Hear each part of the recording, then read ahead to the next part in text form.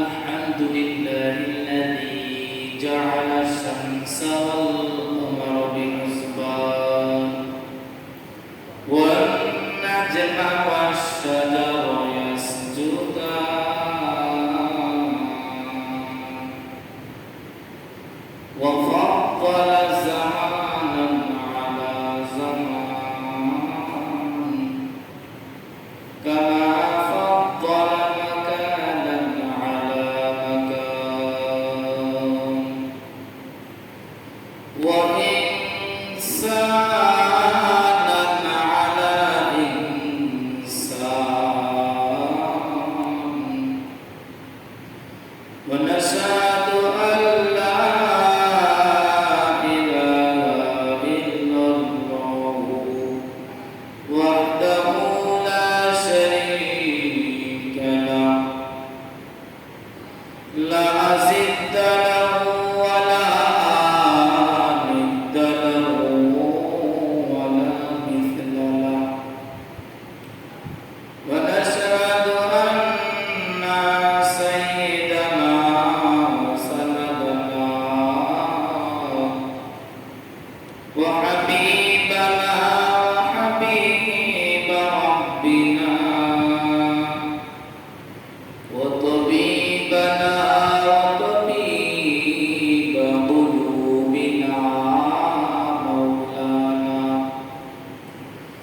ومولانا محمدا عبد الله ورسوله صلى الله تعالى عليه وعلى آله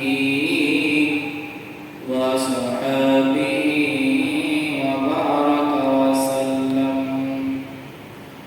وبارك وسلم تسليما كثيرا كثيرا الذي أرسله تعالى بالحق بشيرا ونذيرا وداعيا إلى الله بإذنه وسراجا وقمرا منيرا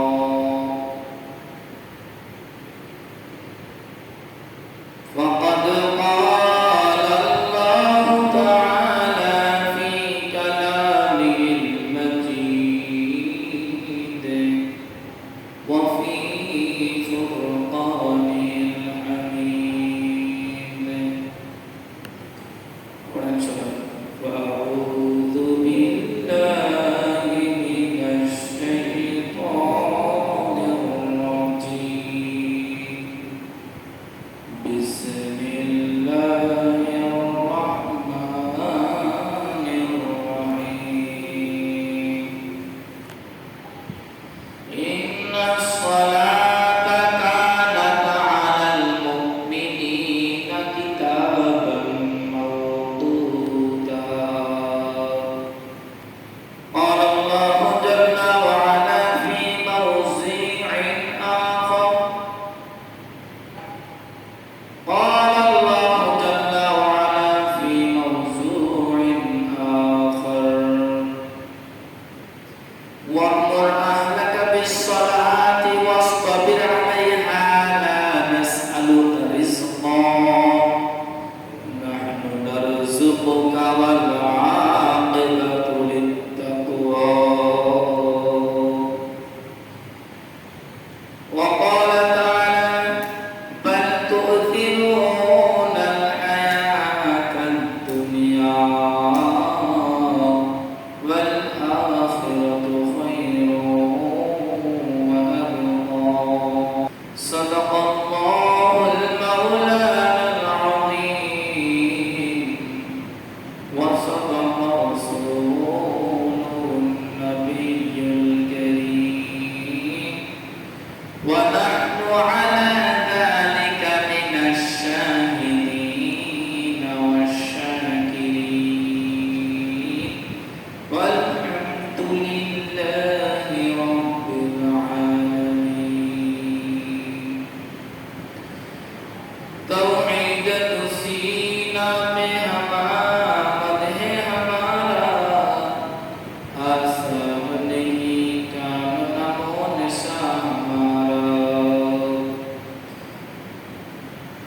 मैं मर्द मुसलमान हूँ, मैं मर्द मुसलमान। एक हाथ में तलवार है, एक हाथ में कुरान। عن أبي هريرة رضي الله تعالى عنه قال قال رسول الله صلى الله عليه وسلم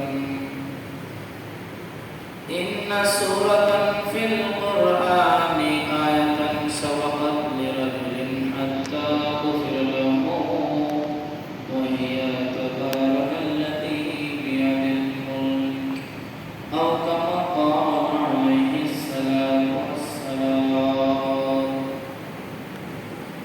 عن نوافل بن عبيدة رضي الله تعالى عنه عن نوافل بن معاوية رضي الله تعالى عنه قال أن النبي صلى الله عليه وسلم قال من فاتته الصلاة فكأنما وتر وأهله وماله أو كما قال عليه الصلاة والسلام. إن الله ملائكته يصلون على النبي يا أيها الذين آمنوا صلوا عليه وسلموا تسليما. درود إبراهيم জবান করে জরুল কণ্ঠে নবীর প্রেমে মতনা হয়ে সবাই পড়ি আল্লাহুম্মা সাল্লি আলা মুহাম্মাদিন ওয়া আলা আলি মুহাম্মাদ কামা সাল্লাইতা আলা ইব্রাহিম ওয়া আলা আলি ইব্রাহিম ইন্নাকা হামিদুম মাজিদ। জবান করে সবাই আল্লাহুম্মা বারিক আলা মুহাম্মাদিন ওয়া আলা আলি মুহাম্মাদ কামা বারাকতা আলা ইব্রাহিম ওয়া আলা আলি ইব্রাহিম ইন্নাকা হামিদুম মাজিদ। আলহামদুলিল্লাহ, আল্লাহ জাল্লা জালালুহু আমাদের দরবারে অসংখ্য অগণিত শুকর ও সুজুদ জ্ঞাপন করছি যে মহান মালিক আপনাকে আমাকে হাজারো শত কাজের ব্যস্ততাকে পিছনে ফেলে সুস্থ রেখে পবিত্র জুমার নামাজ আদায়ের লক্ষ্যে যে রব্বি করিম আপনাকে আমাকে অনেক পছন্দ করে, ভালোবেসে, মহব্বত করে, আদর করে, ভালোবেসে, স্নেহ করে সেই মহান মালিকের ঘরে আল্লাহ পাক মেজবান হয়ে মেহমান বানিয়ে আপনাকে আমাকে করোনার হাদিসে অল্প সময়ের মজলিসে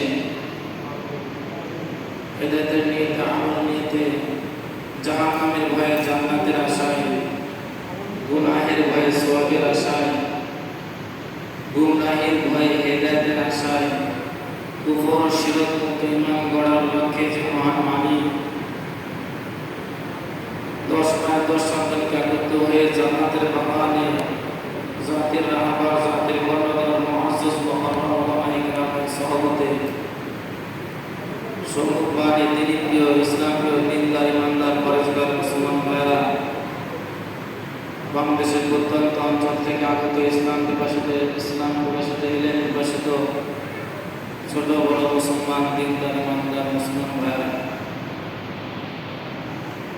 ওই মহান রবের শানে কালিমাতুশ শুকর আদায় করে সকলের জবান খুলে ইমানে আওয়াজ উঁচু করে বলি আলহামদুলিল্লাহ। তারপর হাজারো লক্ষ কোটি দুরূদ ও সালামে বিশ্ব সভার সভাপতি, মানবতার মুক্তির দূত, আফতাব নবুওয়াত, শাহেনশাহ রিসালাত, নূরে মুজাসসাম, হুজুর আকরাম, সাইয়্যিদুল কওলাইন ইস-সাহরি, ইমামুল মুরসালিন, খাতামুন নবিয়্যিন,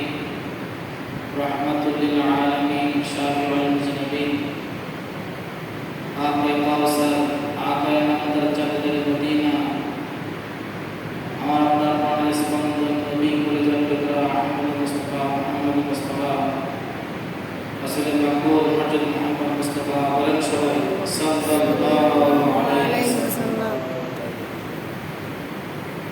মুহতারাম হাজিরিন, আমরা আল্লাহ পাকের হুকুমকে এতটাই নিকৃষ্ট মনে করি,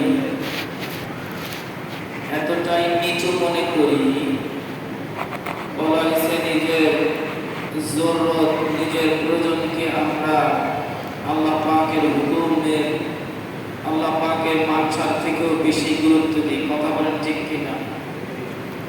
বলছে ভাই, জুমার আজান হয়ে যাওয়ার পরে দুনিয়ার হাজারো সমস্ত কাজ, যত ধরনের কাজ, সেটা হোক নেক কাজ হোক, সেটা হোক দুনিয়াবি লাইনে হোক বা আখিরাতের লাইনে হোক বা গুনার লাইনে হোক, সমস্ত কাজ করা হারাম। বলে গুনার কাজ থেকে এমনিতেই হারাম, বলে যেটা সব কাজ হারাম কাজ সেই কাজ করাও হারাম। যে নামাজের জন্য মসজিদে আসা আমার আপনার জন্য ফরজ হয়ে যায়, আওয়াজ করে বলেন কি হয়ে যায়? ফরজ হয়ে যায়। আজ জুমার দিন, জুমার নামাজটার জন্য যে মুসলমান মসজিদে একত্রে হবে, সেই মানটা এতটাই দুর্বল। আজান হয়ে যাওয়ার পরে 15-20 মিনিট পর বয়ান হয়, দেখা যায় লোকের সংখ্যা অনেক কম। মুহতারাম হাজিরিন, একটু রোদ বৃষ্টি হলেই মসজিদে মুসল্লি কম। বলে আমার আপনার ইমান এতটাই দুর্বল যে ইমান নিয়ে মসজিদে আসবো, নামাজ পড়বো, ইমান আমার আপনার নাই। বলে এই ইমান আমাকে আপনাকে জান্নাতে পৌঁছাতে পারবে না। মুহতারাম হাজিরিন, আমি কোরআনে কারীম থেকে যে আয়াতখানা পাঠ করেছিলাম, আল্লাহ রাব্বুল আলামিন বলছেন সূরাতুন নিসা, ইন্নাস সালাতা কানাত আলাল মুমিনিনা কিতাবাম মাওকুতা। নিশ্চয় আল্লাহ পাক রব্বুল আলামিন মুমিন ব্যক্তিদের উপর নামাজকে কিতাবাম মাওকুতা, মুফাসসিরিনে কেরাম লিখেন কিতাবাম মাফরুদা, ফরজ করেছে। নামাজ পড়বেন সুবহানাল্লাহ। মুহতারাম হাজিরিন, আর সেই ফরজ বিধান বলে আল্লাহ পাক রব্বুল আলামিন সূরাতুল আরাফ আলোচনা করছেন, ওয়া যাকারা ইসমা রাব্বিহি ফাসাল্লা। আল্লাহর শরণে তোমরা নামাজ কায়েম করো। কার শরণে? বলেন সবাই, আওয়াজ করে বলেন, কার শরণে নামাজ পড়ো? আল্লাহর শরণে। কিন্তু তোমাদের অবস্থা এমন, তোমরা আমি আল্লাহর শরণে তোমার নামাজ পড়ো না, বরং তোমরা কি করো? আল্লাহ পরের আয়াতে বলতেছেন, বাল তুকসিরুনাল হায়াতাদ দুনিয়া, তোমরা দুনিয়াকে প্রাধান্য দাও, গুরুত্ব দাও। কথা বলেন ঠিক কিনা? এই যে আযান হয়েছে, আযান হওয়ার পর আমার আপনার কি উচিত ছিল? আল্লাহ পাকের হুকুম পালন করার জন্য মসজিদে এসে নামাজ পড়ার জন্য দরকার ছিল না? তাহলে আমরা যে দুনিয়ার প্রাধান্য দিই, এটা আল্লাহ তাআলা আগে থেকেই জানেন, ঠিক কিনা? বাল তুকসিরুনাল হায়াতাদ দুনিয়া, তুমি দুনিয়াকে প্রাধান্য দিচ্ছ অল্প সময়ের হায়াতে এসে, অথচ আমি আল্লাহ ঘোষণা করলাম এই অল্প সময়ের হায়াতে তুমি দুনিয়াকে প্রাধান্য দিলে, কিন্তু আমি আল্লাহ তোমার জন্য চিরস্থায়ী আমাদুল আবাদ জান্নাত রেখেছি। ওয়াল আখিরাতু খায়রুন ওয়া আবকা। সুবহানাল্লাহ বলেন না? তাহলে চিরস্থায়ী জান্নাতের মেহমান হওয়ার জন্য আমল গুরুত্ব দিয়ে করা দরকার আছে না নাই? আমি আপনি নামাজ এখানে পড়ি, আল্লাহ পাকের হুকুম আদায় করি, কেমনে জানেন? বলে নিজে জরুরত থেকে এতটা নিকৃষ্ট মনে করি। অসুস্থ হলে ডাক্তারের কাছে যাই। কথা বলেন ঠিক কিনা? খুব মন দিয়ে শুনবেন। আসছেন যেহেতু মসজিদে, আপনি যেই লেভেলের মানুষ হন না কেন, হতে পারে কার কোন কথায় আপনার বডির ভিতর আমল চমকায় দেয়, এটার একমাত্র পাওয়ার আল্লাহ পাকের কাছে। এই জন্যে আসছেন, খেয়াল করে শুনবেন, আমল নিতে শুনবেন ইনশাআল্লাহ। তাহলে অসুস্থ হলে, জ্বর হলে, ঠান্ডা লাগলে আমরা ডাক্তারের কাছে যাই, ডাক্তারের কাছে ট্রিটমেন্ট হওয়ার জন্য যাই। কিন্তু আযান দিলে যে মসজিদে যেতে হবে, নামাজ আদায় করতে হবে, এটার বিষয়ে আমরা ওই নিজের শরীরকে ট্রিটমেন্ট করার থেকেও, প্রয়োজনের থেকেও নিকৃষ্ট মনে করলাম কিনা? আমার কথা বুঝতেছেন? নিজের প্রয়োজন থেকেও নামাজ পড়াকে আমরা নিকৃষ্ট মনে করলাম কিনা? প্রসাব আসলে আমরা যাই কোথায়? প্রসাবখানায়। কোনদিন শুনছেন প্রসাব আসছে মসজিদে, যে হুজুর প্রসাব করতে আসছে? পায়খানা আসছে, ইস্তেঞ্জা আসার কারণে কোনদিন শুনছেন যে আমাদের দোতলায় হাসপাতালে গেছে, বা কোনদিন শুনছেন যে দোকানে গেছে? ভাই, যেই জায়গায় যাওয়ার দরকার সেই জায়গায় না যে যদি অন্য কোনো জায়গায় যে যদি পূরণ করতে চায়, মানুষ তাকে কি বলবে? পাগল বলবে না? এমনকি তাকে বাইরেও দিতে পারে, ঠিক কিনা? আযান দিলে যে মসজিদে আসতে হবে, আল্লাহ পাকের মহান হুকুম আদায় করতে হবে, এই বিষয়ে আমরা নিজের প্রয়োজন থেকেও নিকৃষ্ট করলাম কিনা? প্রসাব আসলে আমরা প্রসাবখানায় যাই, কতটুকু জরুরত মনে করলাম? ইস্তেঞ্জা আসলে আমরা ইস্তেঞ্জায় যাই, টয়লেটে যাই। কেউ যদি চায় যে আমি ইস্তেঞ্জা করবো না, যন্ত্রণা করে না, সে যদি চায়, সে কি পারবে? হয়তো কয়েক মিনিট বা কিছু সময় সে আটকে রাখতে পারবে। সে যদি বেশি জুলুম করে বা বেশি পণ্ডিতি করে, তার কাপড় চোপড় নষ্ট হয়ে যাবে, ঠিক কিনা? কতক্ষণ আটকে রাখা যায়? কথা বুঝতেছেন আমার সবাই? খেয়াল করে শুনি। তাহলে নিজের জরুরত থেকেও আমার আপনার বডি থেকে আমল বের হইতেছে, মুসলমানের আমল বের হইতেছে আযান শোনার পর মসজিদে এসে নামাজ পড়া, কি ঠিক কিনা? প্রসাব আসলে প্রসাবখানায় গেলাম, ইস্তেঞ্জা আসলে ইস্তেঞ্জায় গেলাম, অসুস্থ হলে গেলাম কোথায়? ডাক্তারখানায়। কোথায় বলেন? ডাক্তারখানায়। আর আযান হওয়ার পরে মসজিদে না, আযান হওয়ার পর তার নিজের প্রয়োজনের মতো নিজে পঞ্চায়েতের দিকে চালাইতেছে। আযান হওয়ার পরে যে মসজিদে আসতে হবে, আল্লাহর সামনে দাঁড়াতে হবে, এই বিষয় তার জ্ঞান তার মাথা থেকে একদম চলে গেছে। বলে কেমন চলে গেছে জানেন? উদাহরণস্বরূপ একটা কথা আপনাদের সামনে তুলে ধরি। আমাদের শরীরে মাছি বসে না? মাছি, মশা বসে না? এই মাছি বসতে যেরকম হাত দিয়ে দাঁড়ায় দিই, যেরকম পাতলা মনে করি, ঠিক তদ্রূপ ভাবে একজন মুসলমানের আল্লাহ যখন নামাজের জন্য আযান শোনে, সে ঠিক তদ্রূপ একদম পাতলা, কোনো সমস্যা নাই, নিশ্চিন্তে সে মশার যেরকম তাড়ায় দেয়, ঠিক আযান দেওয়ার পর মসজিদে এসে নামাজ পড়াকে সে এর থেকেও নিম্ন মনে করে। কথা বলেন ঠিক কিনা? কথা বুঝতেছেন? আওয়াজ করে বলেন, বুঝতেছেন? জি। তাহলে নিজের প্রয়োজন, অথচ পয়গম্বর, বিশ্ব পয়গম্বর আল্লাহর হাবিব সাল্লাল্লাহু আলাইহি ওয়াসাল্লামের আযান শোনার সাথে সাথে তার অবস্থা কেমন হতো? উম্মুল মুমিনিন হযরত আয়েশা রাদিয়াল্লাহু তাআলা আনহা, নবীজির সহধর্মিণী, হাদিস বর্ণনা করতেছেন, যখন আযান হয়ে যেত নামাজের জন্য, এই আযান শোনার সাথে সাথে নবীজির অবস্থা এমন হতো, চেহারা হলুদ বর্ণ হয়ে যেত। সুবহানাল্লাহ বলেন না? আওয়াজ করে বলেন সুবহানাল্লাহ।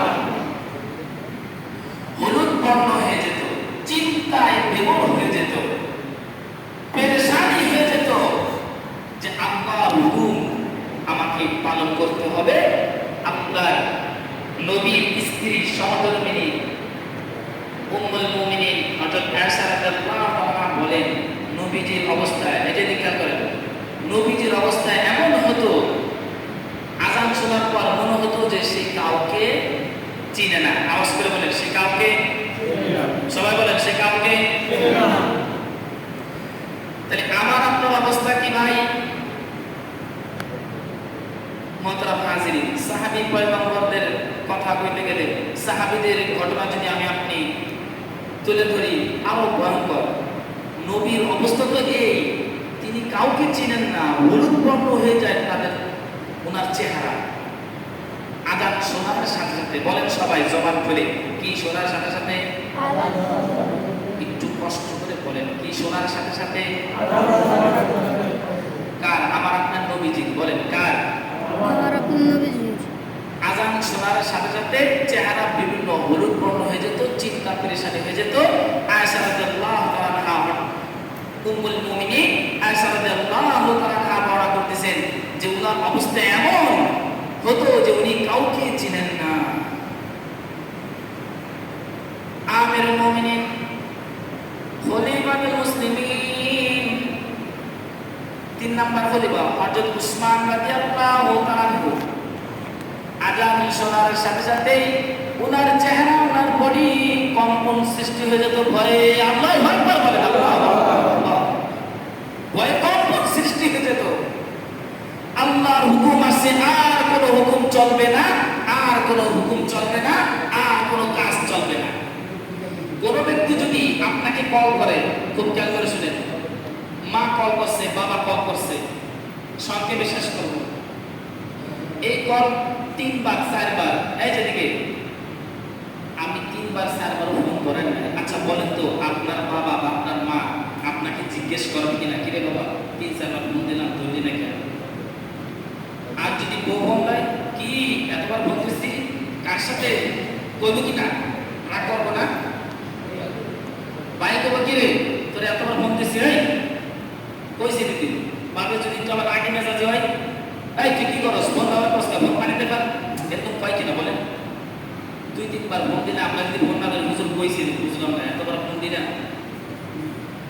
আপনি চিন্তা করেন 3-4 বার ফোন দেওয়ার পর যদি আপনি এরকম কথার সম্মুখীন হন, হিট দেওয়া কথাবার্তা যদি আপনাকে বলে যে কি কইছিলাম, ফোন দিলাম ধরলেন না।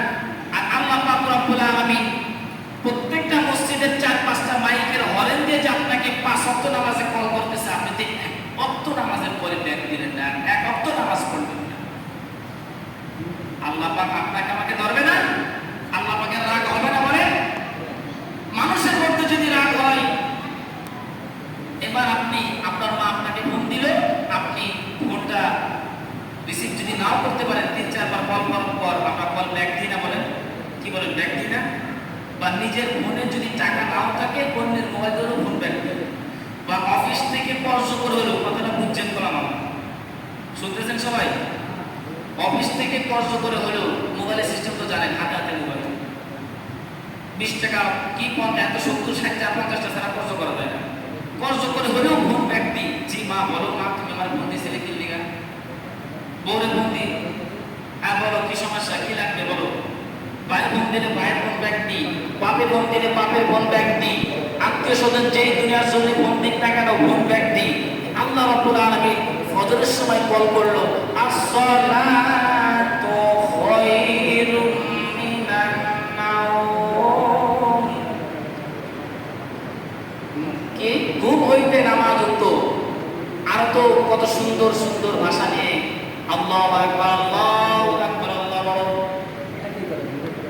তাহলে আপনি দেখেন, এই যে এতগুলো 5 ওয়াক্ত নামাজে আপনাকে 5টা, প্রত্যেকটা মসজিদে 4-5টা মাইকের কম তো নাই, 4-5টা মাইকের হরেন ছাড়া কম আছে কোনো? 4-5টা মাইকের, প্রত্যেকটা মসজিদের মাইকের হরেন দিয়ে আপনাকে কল করা হইতেছে, আপনি 1 ওয়াক্ত নামাজ আপনি পড়লেন না, ব্যাক দিলেন না। আপনি কত বড় আনন্দ আর বেকু, কত বড় নাদান হলে পড়া আপনার থেকে এই কাজটা হয়। আপনি একটু নিজেই চিন্তা করে দেখেন, আমার কেউ যদি অচেনা নাম্বার থেকে ফোন দেয়, আমি ফোন দিয়ে বলি কাকে যাচ্ছেন, বলেন কোথায় ফোন দিয়েছেন, বলি কিনা, না ভাই রং নাম্বার, ভাই আপনি যাকে চাচ্ছেন আব্দুর রহমান সাহেব, সে এখানে নাই, এটা কোথায়, বলে এটা হলো মুন্সিগঞ্জ, না এটা তো মানবে। তাহলে আপনি একটা অচেনা নাম্বারে আপনি ফোন ব্যাক দেন, আর আল্লাহ পাক রব্বুল আলামিন এতই অচেনা হয়ে গেল আপনার।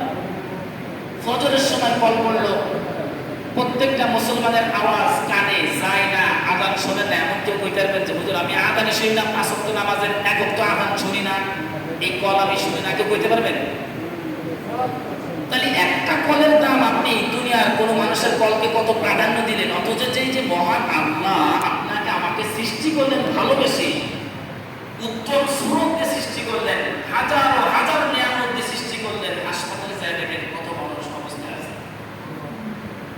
সেই মহান আল্লাহ পাকের হুকুম, 5 ওয়াক্ত নামাজের 1 ওয়াক্ত নামাজ আপনি আসলেন না, পড়লেন না, একটা ওয়াক্তের কলের আপনি ব্যাক দিলেন না, সাড়া দিলেন না, তাহলে আপনার অবস্থা কি হবে?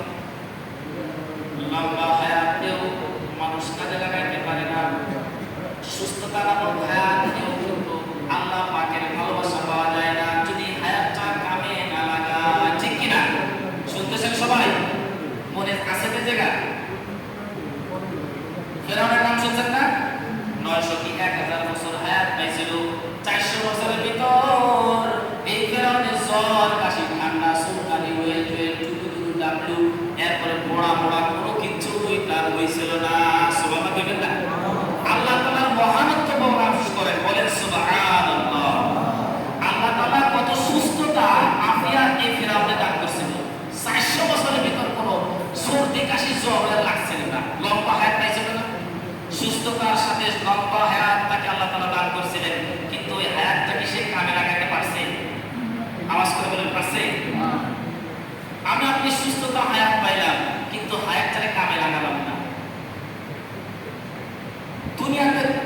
ব্যক্তি আপনাকে কল করলে আপনি কলটা ব্যাক দিন, টাকা না থাকলেও খরচ করে হলো কল ব্যাক দিয়ে কথা বলেন। আল্লাহ পাক যে আপনার সাথে আমার সাথে কথা বলার জন্য মসজিদে এসে নামাজ পড়ার জন্য বলতেছে, অথবা আপনি যেইখানে থাকেন না কেন ওইখানে থাকা অবস্থায় নামাজ পড়ে আপনার সাথে কথা বলার জন্য কল করতেছে, একটা বড় কল আপনি রিসিভ করলেন না, বললেন না, তাহলে বলেন এমন অবস্থার আল্লাহ পাকের ভালোবাসা পাওয়া যাবে?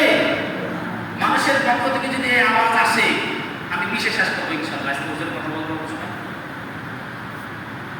আমার আপনার কথাগুলো এতটাই হিট হয়, কিরে কম দিলাম 10 টাকা, কিরে বলছিলি কয়টা এরকম বন্ধু মধ্যে আরো বেশি কয়, কথা সমানে কয়, আর তো পাওয়া যায় না। আল্লাহ কয় ইন্না নাসিনাকুম ওয়া যুকু আযাবাকুম বিমা কুনতুম তা'মালুন। দুনিয়াতে তুমি আমাকে ভুলে গেছিলা, দুনিয়াতে তুমি আমার হুকুম পালন করো নাই, আমি আল্লাহ কঠিন কিয়ামতের ময়দানে আসলে আমিও তোমাকে ভুলে গেলাম। ঠিক কিনা আওয়াজ করে বলেন? আল্লাহ কিন্তু ভুলে গেছে। সুকু আযাব আল-খুলদি বিমা, চলে যাও, সুকু আযাব, শাস্তি, কঠিন শাস্তি ভোগ করার জন্য তুমি রেডি হয়ে যাও। দুনিয়াতে তোমাকে আমি 5 ওয়াক্ত নামাজে কল করছিলাম, একটা ওয়াক্ত নামাজে কল তুমি ব্যাক দাও নাই। তোমার সাথে আমার কত বড় মহব্বত ছিল, 5 ওয়াক্ত নামাজ আমি তোমার যে সুন্দর ভাষাতে ডাকছি, তুমি একটা ডাকের সাড়া তুমি দাও নাই, তুমি সুন্দরভাবে তুমি জাহান্নামের কঠিন শাস্তি ভোগ করো।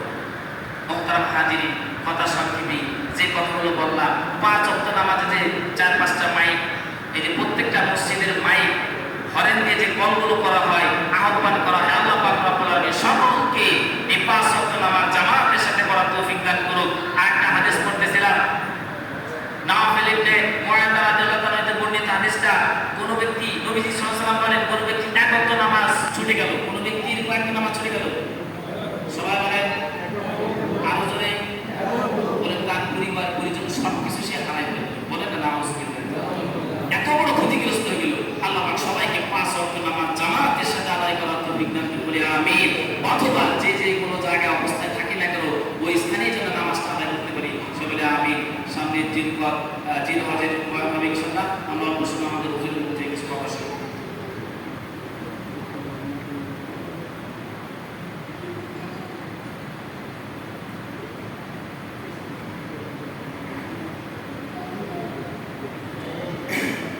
আসসালামু আলাইকুম ওয়া রাহমাতুল্লাহ।